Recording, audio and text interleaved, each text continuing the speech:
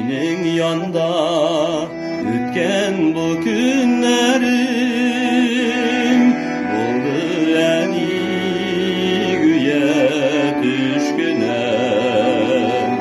Mene tağın zatıp kalasın sin, kulun koyup başım üstüne.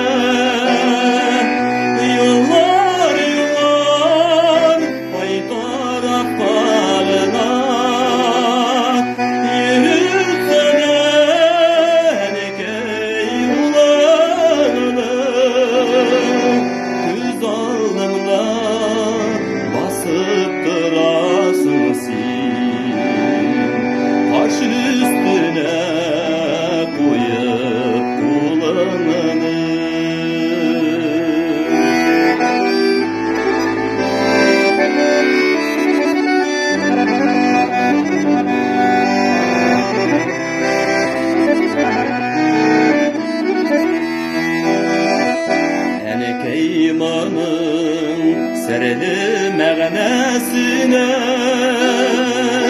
canım indi küpten düşündü.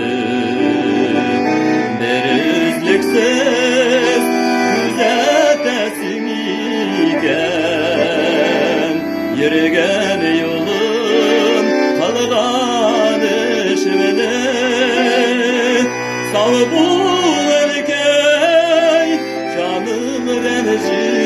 rencümesin.